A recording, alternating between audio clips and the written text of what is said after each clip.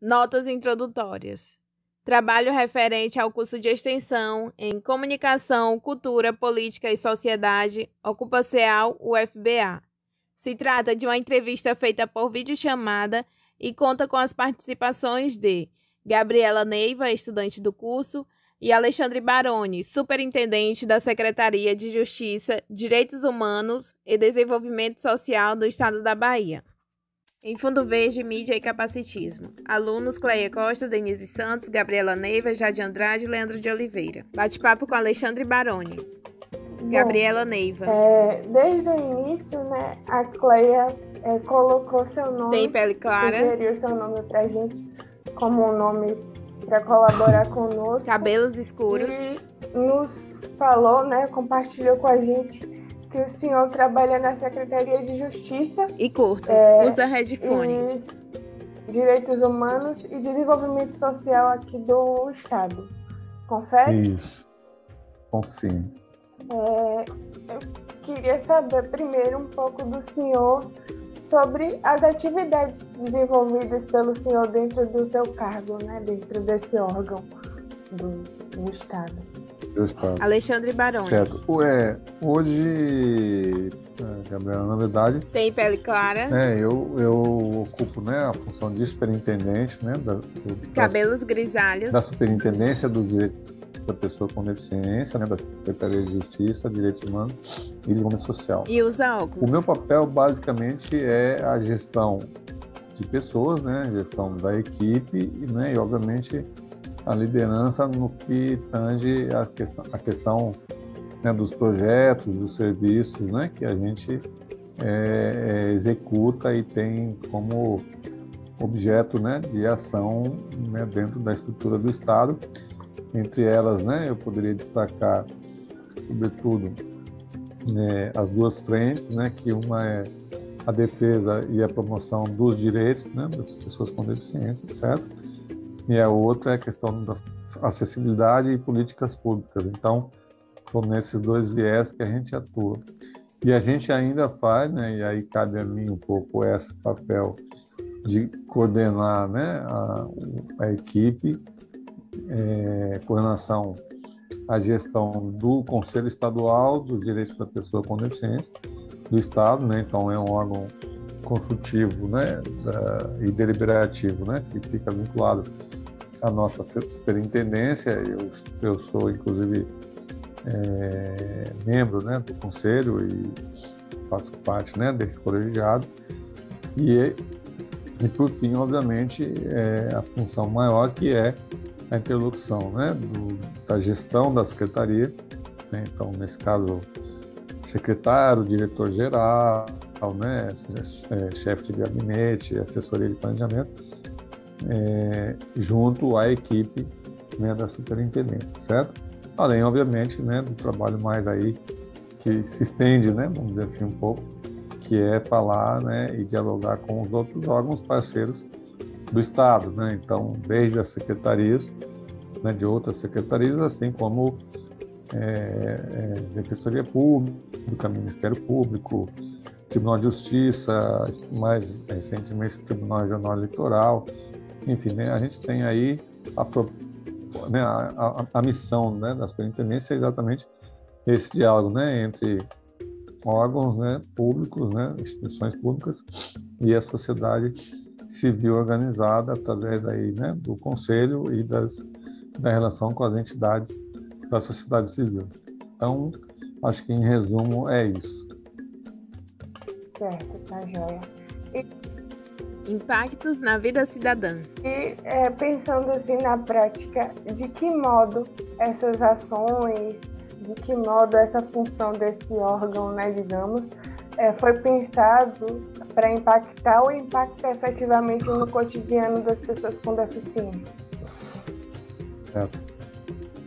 Bom, a construção, né, dessa superintendência, ela se deu no ano de 2010, né? Ela foi pensada, na verdade, ela foi concebida, em 2011 ela foi efetivada, né? Eu não vou me lembrar aqui do número da lei que criou, né, a superintendência, mas ela basicamente vem, né, com esse objetivo de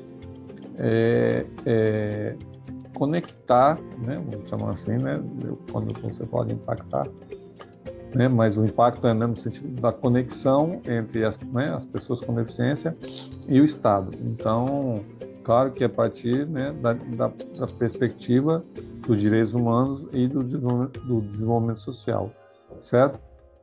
Então, hoje, o que a gente, né, pode dizer que o que ela impacta, né? Por exemplo, nós temos, a gente gerencia, né, um dos direitos, né, que a gente gerencia o passe livre intermunicipal para as pessoas com deficiência comprovadamente carentes. Então, nós recepcionamos todos os pedidos, né, as solicitações, né, hoje, daqueles que, né, porventura acreditam ter direito, né, a esse direito, né, ou seja, ao passe livre intermunicipal, e a gente avalia, né, todos esses processos, defere ou indefere, né, e dialoga com a sociedade civil. Hoje já são, né, nós já temos beneficiários desse direito nos 417 municípios, né, do estado, e já são aproximadamente 58 mil, quase 59 mil beneficiários desse passe, né? E por outro lado, assim, a gente tem feito um trabalho bastante intenso, né, na medida daquilo que nos cabe, de dialogar e de muitas vezes, né, comunicar e trabalhar, na verdade, de forma conjunta com os outros órgãos, né, que fazem ações de reforma, de construção, né, enfim, de espaços públicos, né, e nos espaços públicos, sobretudo os dos estados, os do estado, né, vamos dizer isso.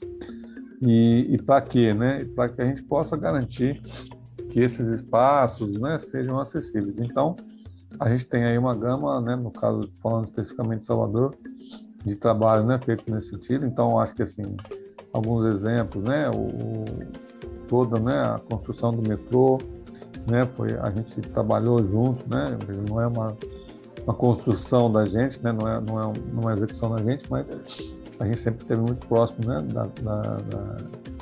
da empresa, né, que fez a construção do metrô, para a gente garantir a acessibilidade. Então, isso é uma coisa bacana, assim como a gente fez isso na requalificação, por exemplo, dos parques, né, de Pituaçu, a gente, né, no Zoológico de Salvador, a gente, né, tem algum tipo de interlocução, né, não tão recente, mas a gente fez, né, uma assessoria nesse sentido, né, dentro do centro histórico, em torno, né, o perímetro do centro histórico, então para garantir lá os passeios acessíveis.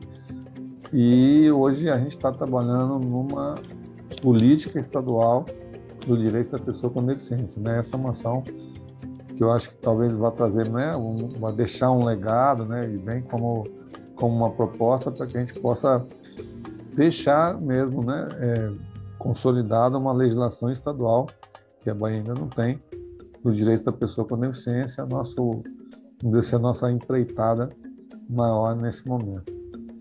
Carreira e valores. E, pessoalmente, assim, como é que o senhor chegou a esse trabalho e como é que esse trabalho influencia, né, ou reflete nos seus valores pessoais, assim, na sua construção enquanto ser humano?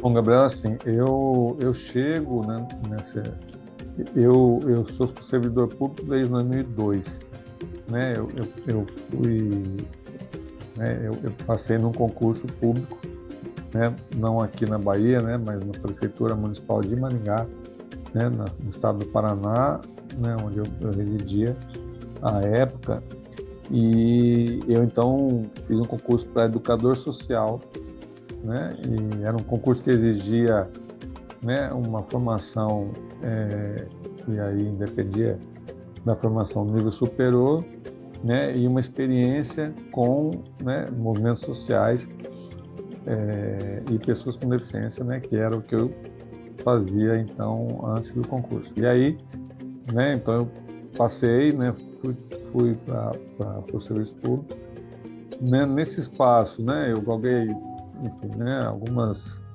conquistas. Então, né, eu fui coordenador de conselho do Conselho Municipal, depois fui assessor, né, assessor do gabinete da secretária de Assistência Social.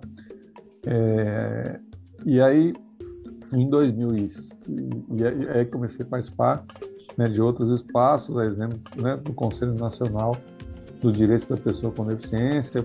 Fui 2 anos, né, conselheiro, né, 2 primeiros anos, nos outros 2 anos eu fui eleito presidente do conselho, né, então tive a oportunidade de presidir o Conselho Nacional dos Direitos da Pessoa com Deficiência. E ao final dessa gestão, né, que foi 2008, o governo do estado da Bahia me convidou, né, para assumir o que era, à época, uma coordenação estadual dos direitos da pessoa com deficiência. E então eu vim, né, para cá, né, para esse trabalho. E ao longo, né, depois de 2 anos, né, nesse cargo, quando foi criado então a superintendência, eu fui convidado a ser superintendente e estou, né, superintendente desde então. Como é que isso me impacta, né, ou como é que isso impacta a minha vida, né, e que valores isso muda? Primeiro, né, o fato de ter concretamente um reconhecimento. Eu acho que, né, o fato de eu ter uma deficiência física, né, uma limitação física, eu sou uma pessoa que usa cadeira de rodas, né, vou fazer 30 anos agora, né, depois do meu acidente. Né, e óbvio, eu antes, né, do acidente, eu tinha recém-formado, era um recém-graduado em engenharia química, né, e aí reconstruir tudo isso, né, né, não foi uma coisa tão simples, mas as oportunidades foram, né, sendo assim, foram sendo percebidas e foram sendo eu fui, né, tentando, né, e buscando essas oportunidades.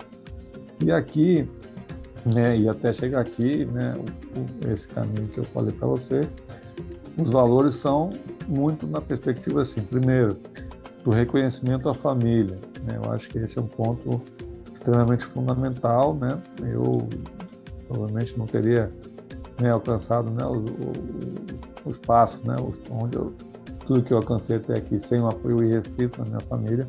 Então eu com certeza, né, preciso deixar isso, né, registrado, e que eu acho que é uma coisa muito importante, né, que a família é a base, né, de todo mundo, mas no caso das pessoas com deficiência, talvez ela seja ainda mais importante, né, quando ela acredita em você, quando ela dá, né, a você a possibilidade, né, de que a gente, né, de que você não desanime ou não, né, esmoreça, né, que você não, enfim, né, não deixe de acreditar em você mesmo, certo?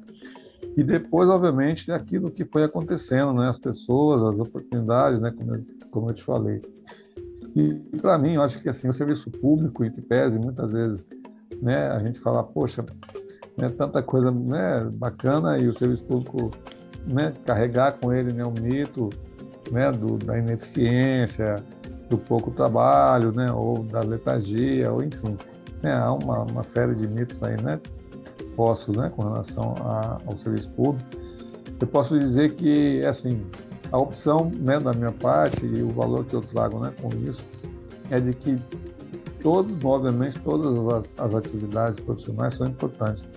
E por que foi que eu escolhi o serviço público, na verdade?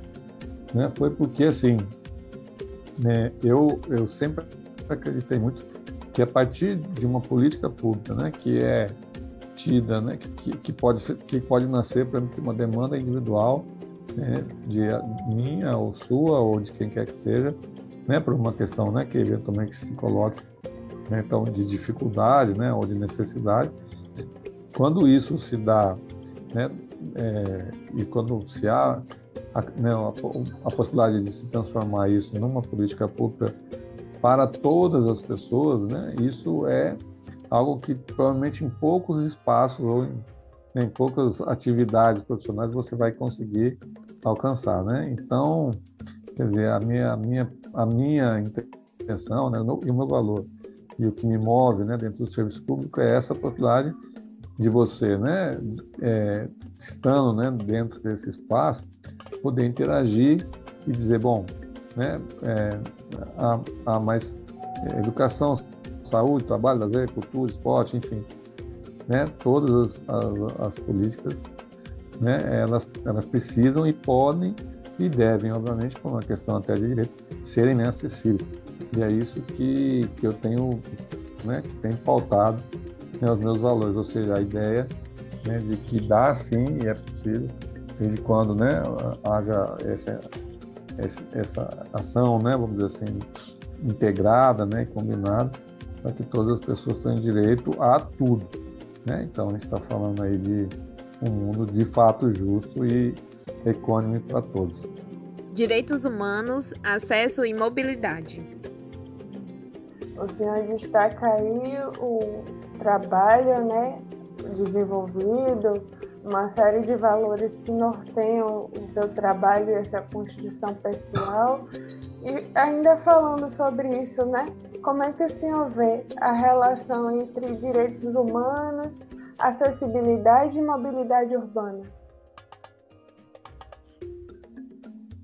Eu acho que mobilidade, né, urbana é um conceito, né, que, óbvio, se confunde um pouco, né, com acessibilidade e que, em última instância, né, são dois conceitos, né, e duas políticas que são premissas do direito humano. Então, assim, se eu não tenho, né, direito, se eu não tenho acesso a alguma coisa, e se eu não consigo, né, me movimentar, se eu não consigo ter mobilidade, eu não sou, né, detentor de direito, de um direito humano básico, né? Ou seja, o direito, né, de você poder, né, acessar e se movimentar dentro de um determinado espaço dentro da sociedade.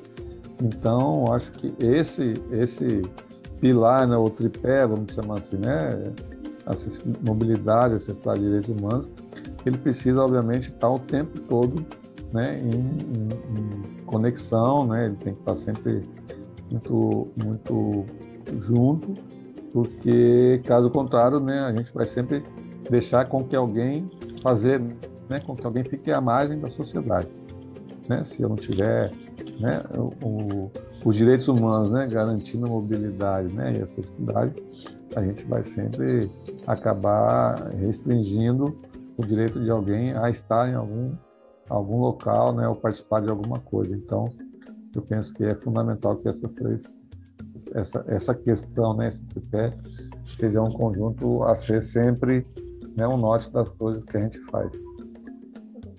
E isso tem uma série de impactos na vida prática e na vida psíquica, social, emocional dos sujeitos, né? Então, é super importante.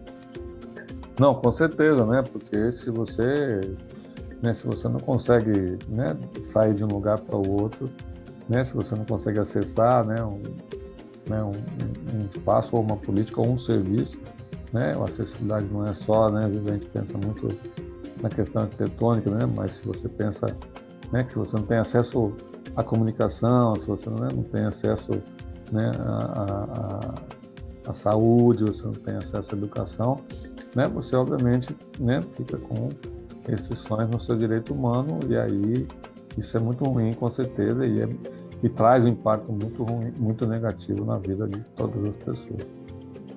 Salvador, capital inclusiva? Então, conversando ainda sobre isso, analisando todas essas consequências ou possíveis consequências, né? Como é que o senhor avalia a cidade de Salvador? Ela é hoje uma cidade acessível? No que ela já avançou e o que tem ainda a melhorar?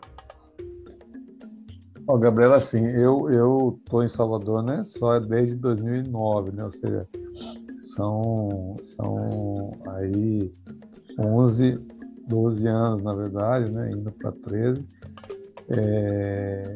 e eu acho, né, eu vi, né, felizmente, a cidade de Salvador, desde quando, né, eu cheguei até hoje, avançar muito, né, na condição da tentativa, né, de se tornar uma cidade acessível.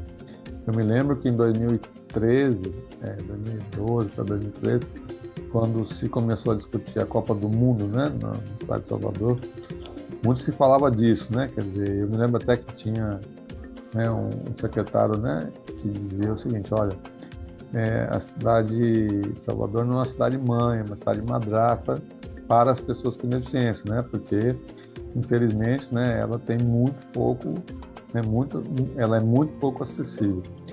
E é um fato, né? Quer dizer, a gente sabe que a cidade, infelizmente, né, uma cidade, do ponto de vista topográfico, né, com grandes dificuldades, né, para que ela se torne de fato acessível.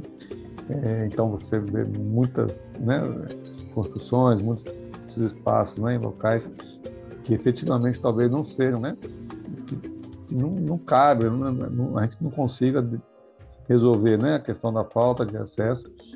Mas, por outro lado, a gente também vê locais, né, muitos locais, né, da cidade de Salvador que poderiam, né, desde quando mais, né, uma visão de gestão um pouco mais, né, vista, né, muito mais pensada na perspectiva dos direitos humanos e da acessibilidade, ela poderia com certeza ser mais acessível. Então, assim, o cuidado, né, com os passeios, né, as calçadas, o cuidado com a comunicação sonora, né, com a comunicação com as pessoas. Então, eu vejo que ainda falta, infelizmente, né, muito também, né, de uma gestão, né, municipal que veja, né, essa questão, que olhe para essa questão de uma forma um pouco mais incisiva e diga, não, né, a gente vai, de fato, né, tornar a cidade de Salvador mais acessível possível. Ela não vai ser 100%, mas ela precisa ser o máximo possível. E aí, por que eu digo isso?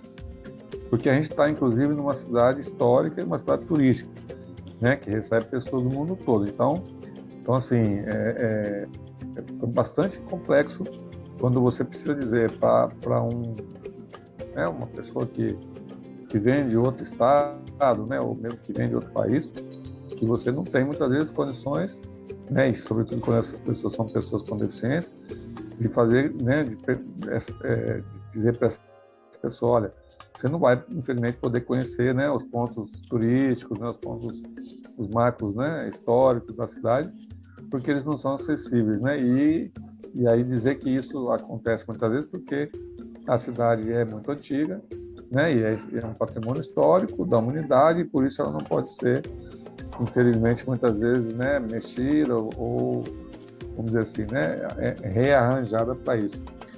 Então, eu diria que a cidade de Salvador avançou muito. Eu vejo hoje, né, que muitos espaços foram reorganizados, né, foram requalificados, e nessa requalificação se pensou sempre, né, ou se teve sempre essa preocupação, né, de que esses espaços passassem a ser acessíveis, mas, óbvio, ainda falta bastante, né, eu diria, o caminho longo para que a cidade possa ser, de fato, uma cidade acessível, né, a cidade de Salvador possa ser chamada de cidade acessível. E, né, o desafio que está posto, né, é como fazer isso. Mas eu vejo que, assim, talvez hajam, de fato, espaços, como eu falei, né, onde isso não seja possível, mas a tecnologia assistiva, né, hoje é tão, assim, é uma imensidão, né, ela tem uma imensidão de possibilidades que se você parar para pensar um pouco, né, e avaliar e dizer, bom, e disser, não,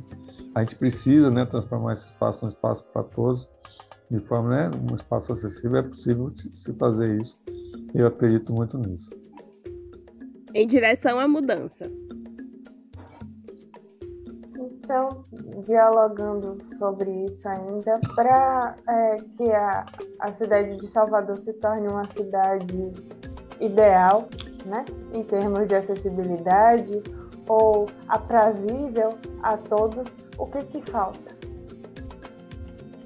Olha, Gabriela, eu conseguiria pontuar para você algumas coisas que para mim são fundamentais. Primeiro, né, os espaços de lazer. Eu acho que Salvador é uma cidade, né, que as pessoas, né, moram, né, e a brincadeira sempre é essa, né, que a gente mora onde os outros passeiam, né,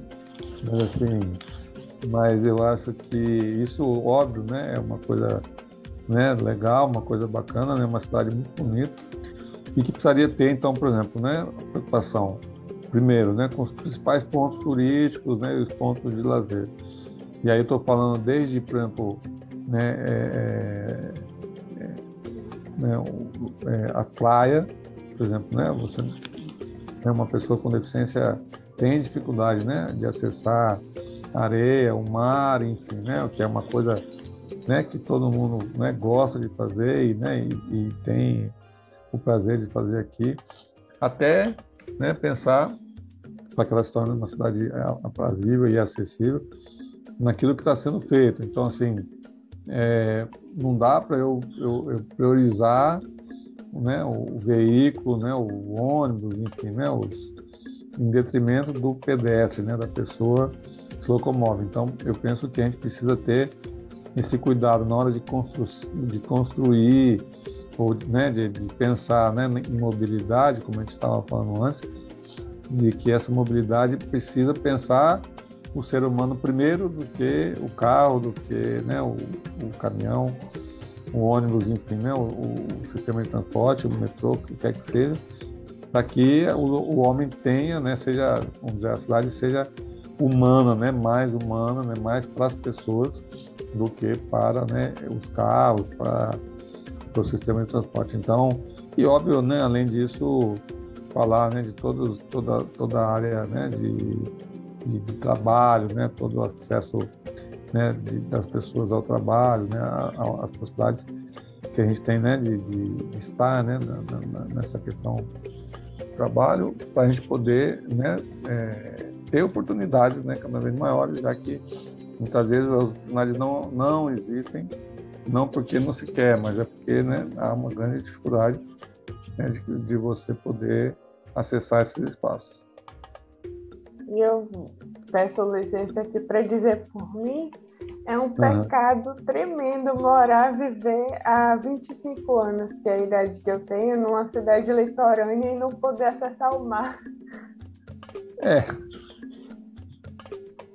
Não, com certeza, Gabriela, porque assim, né, isso é muito difícil, né? É uma coisa que com certeza, né, deve incomodar, né? Eu vivo há menos tempo, né, mas já sinto, e você, né, com certeza mais do que isso, né? Então, eu acho não, né? Existe, né, algumas poucas, deve saber, né, que tem algumas iniciativas, né, ainda pequenas, né, para o acesso ao mar, mas eu diria que é muito pouco, né? Se você pensar que um projeto, né, que garante o acesso ao mar em 4 finais ou 5 finais de semana, né, durante um ano, né, na cidade que basicamente faz calor com chuva e faz calor com sol, né? Então, eu acho que a gente precisa ter, né, um projeto que seja um pouco mais ambicioso, né, e possa garantir que a gente, né, tenha acesso ao mar, né, o ano todo, ou pelo menos a maior parte dele. PL 10.887 e a ameaça a direitos. E sobre isso, eu não sei se o senhor chegou a ter conhecimento, eu não sei até que ponto isso foi difundido, mas recentemente, bem recentemente mesmo, parece que foi revogado por meio de um projeto de lei. Eu não entendo muito de justiça, eu sou psicóloga, não entendo muito desses assuntos, mas parece que foi revogado por meio de um projeto de lei votado, um artigo da LBI, né, que dizia que gestores públicos teriam que fazer, né, planejar e desenvolver obras acessíveis. Caso contrário, poderiam incorrer em crime de improbidade administrativa. Só que, por conta dessa votação, esse artigo parece que foi revogado. E aí a comunidade com deficiência encarou isso como um enorme retrocesso. Eu queria saber do senhor, se o senhor chegou a ter conhecimento sobre isso, como é que o senhor vê esse cenário? Eu também, como você, né, acho que a grande parte da população foi tomada de assalto, né, e soube né, do que aconteceu, né, infelizmente, como a gente fica sabendo de quase tudo, né, que se vota, né, na esfera, né, federal, né, também pela notícia. E assim, eu vejo que, independente, né, de cores partidárias, né, há uma oportunidade, né, e a gente espera, e esse é o movimento que se faz hoje, para que o presidente da República vete isso, né, ou seja, para que haja, né, da parte, né, do Executivo Federal uma sensibilidade para que isso não aconteça, ou seja, né, não seja, né, no final, né, efetivado, porque concretamente é isso mesmo, né? E isso é uma coisa que eu falo como gestor público, por exemplo, né?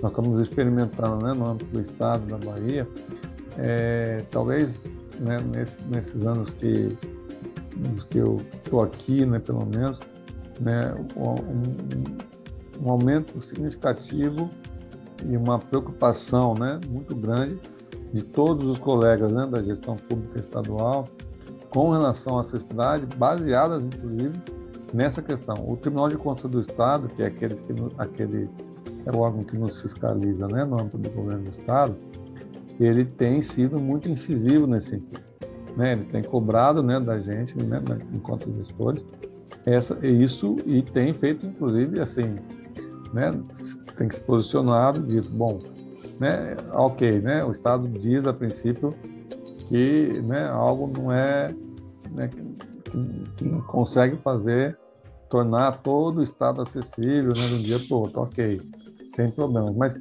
quando é que consegue, né? Então a gente tem feito, nós estamos inclusive junto aí com outros órgãos do Estado, né, construindo, né, um relatório mesmo, né, uma coisa para dizer, né, depois de um plano de ação, para entregar ao Tribunal de Contas do Estado, que vai dizer, olha, né, a nossa proposta é que, né, em tantos anos, né, enfim, né, em função de quantos, né, sejam as estruturas, né, que são muitas do Estado todo, que elas todas se tornem acessíveis na medida em que, em tese, isso já era para ter sido, né, feito, né, já era para ter acontecido, mas, né, a gente está vivendo isso. Então, claro, né, uma decisão como essa, né, e óbvio, né, a lei da improbidade administrativa, e acho que é importante dizer isso, ela não é uma lei que fala especificamente desse artigo da LBI, né, ela trata de uma série de questões de improbidade administrativa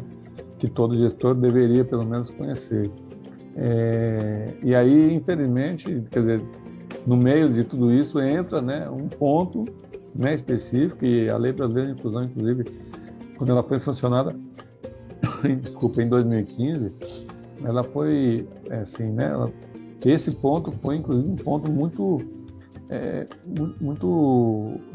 exaltado, vamos dizer assim, né, porque foi uma conquista mesmo, né, você dizer, bom, a partir de agora, né, você pode, não é que você vá, mas você pode, né, você dá, além dos órgãos que já fiscalizam, você dá poder, né, aos tribunais de contas, né, estaduais, municipais, estadual e federal, aos tribunais de contas, a que eles possam, né, cobrar isso dos gestores públicos, inclusive, né, imputando a eles a improbidade administrativa, né, se caso as obras e os serviços, enfim, não forem acessíveis. Então, de fato, eu também entendo como você e como a comunidade um retrocesso, né, caso isso venha a se concretizar. E eu quero acreditar, e eu trabalho nesse sentido, para que não, né, para que a gente haja um recuo, né, uma volta, sobretudo nesse ponto.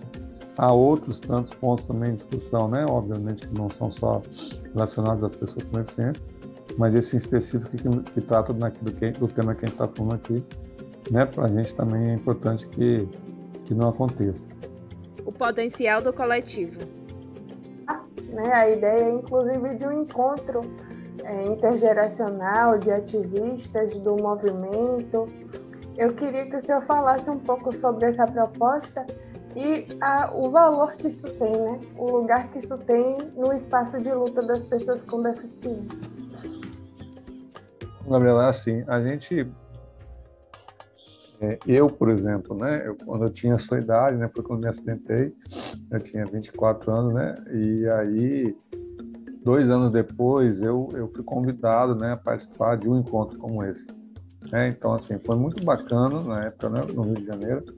Então, eu tive a oportunidade de conhecer vários líderes à época, né, que já vinham do movimento, né, já estavam no movimento, pessoas que trabalharam na Constituição, né, como constituintes, né, enfim, né, garantindo o que a gente tem aí hoje na Constituição de 1988, e além, obviamente, né, de terem trabalhado em outras frentes, a exemplo, né, da lei de cotas e outras coisas desse tipo.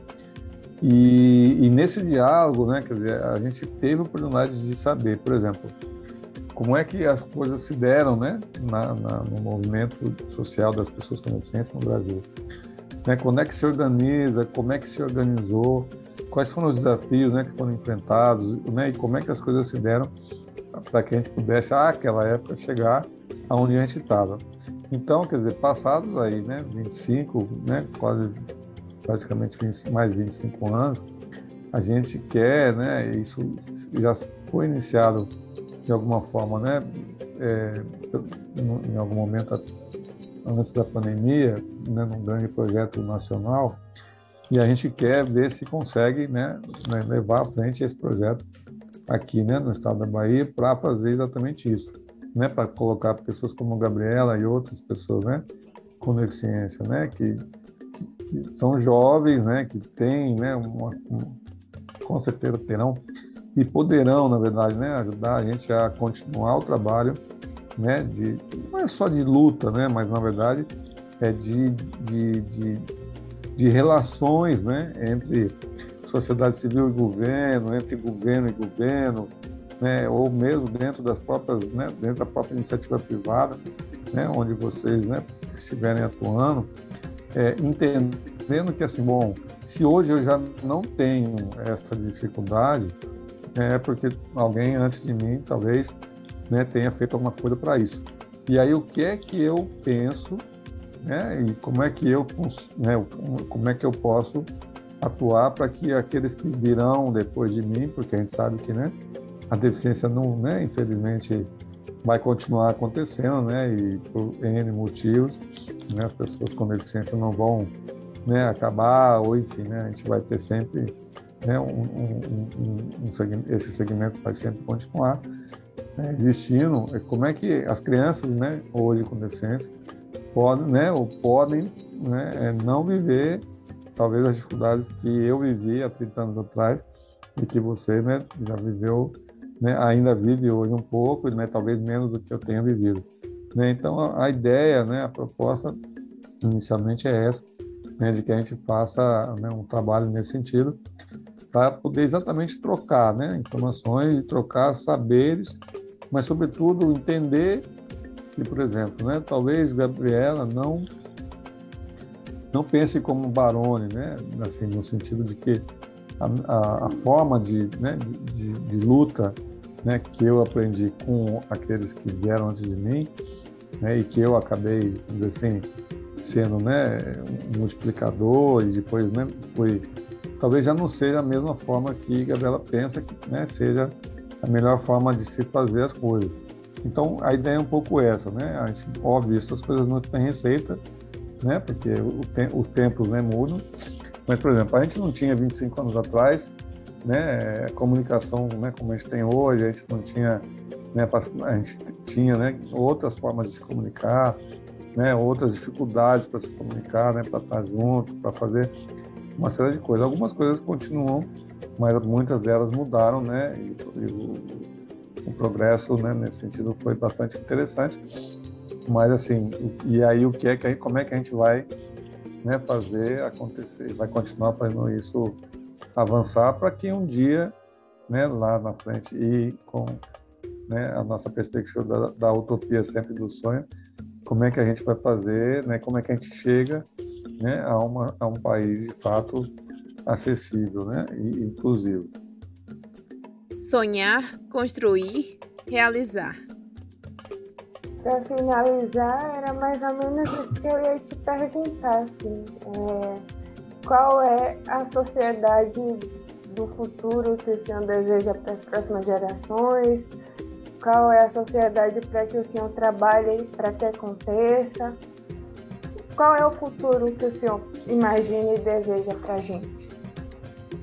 Bom, Gabriela, eu quero muito isso, né? Eu quero, né, sempre de uma forma muito simples, né, pensar que no dia em que eu estiver, né, que todo, né, que eu digo eu, mas, né, pensando na coletividade, né, me usando como parte dela, né, como exemplo. Um dia que eu puder estar na minha casa e disser, bom, eu quero ir, enfim, comer caranguejo, né, eu puder escolher, né, se eu quero ir no mais barato, no médio, no mais caro, se eu quero ir perto da praia, longe da praia, eu quero ir, enfim, né, e eu puder sair sem ter que me preocupar se eu vou chegar nesse local, né, e vou ter acesso a esse espaço, e se dentro desse espaço eu vou ter como permanecer nesse espaço, né, e eu vou ter como depois retornar desse espaço, utilizando, né, qualquer tipo de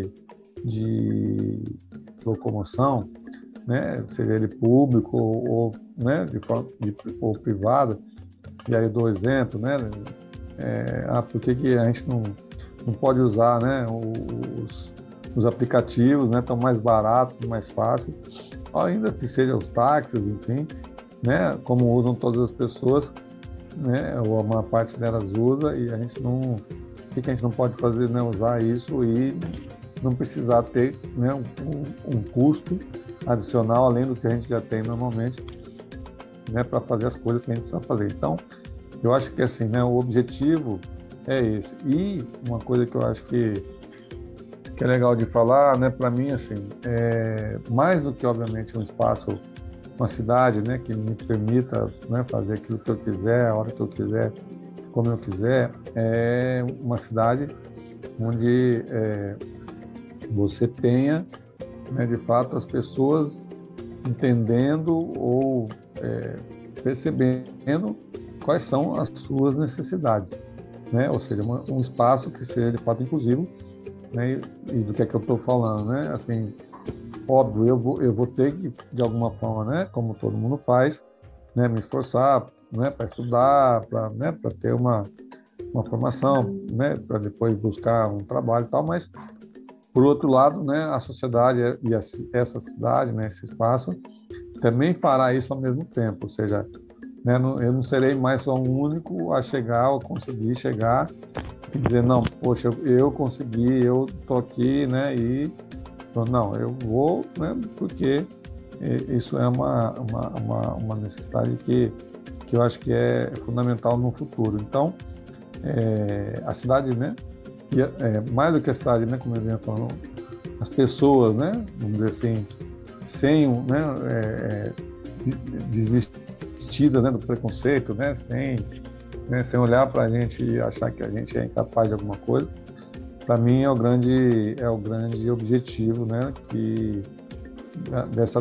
da nossa sociedade, ou seja, uma sociedade não capacitícia, né, uma sociedade que obviamente não me trate diferente só porque eu não enxergo, ou porque eu não ando, ou porque eu não escuto, ou porque eu tenho eventualmente, né, uma dificuldade para poder entender as coisas, né, uma limitação de ordem intelectual.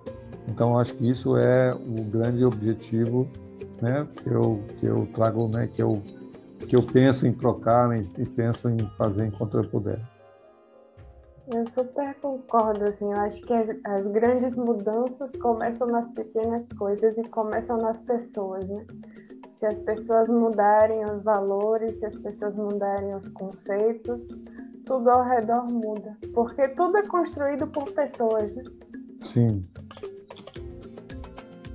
com certeza. E aí, eu acho que a gente encerra por aqui. Se o senhor não quiser acrescentar mais alguma coisa, não quiser dizer mais algo. Bom, Gabriela, eu queria, né, do mesmo jeito que você, né, agradecer, na verdade, esse convite. Eu falei para a Clélia que eu quero conhecer vocês pessoalmente, né? Ela me falou também desse grupo e é engraçado porque nós fomos colegas, não sei se ela falou, a gente foi colega, né, numa pós-graduação, ela, né, enquanto procuradora do Estado, né, e eu enquanto na época coordenador, né, e acho que não lembro se eu já era superintendente, mas enfim. E assim, sempre admirei demais, né, e aí quando ela me contou, né, que tinha se envolvido, né, com esse grupo e esse tema, eu disse, poxa, isso é muito legal, né, porque você vê numa pessoa que, aspas, né, não tem nenhuma deficiência, né, ela sempre dizia isso, e ela sempre se referia ao tema, inclusive, né, quando a gente discutia, olha, eu sou uma pessoa que, aspas, não tem uma deficiência, né, porque as que eu tenho são invisíveis, né, aos olhos das pessoas.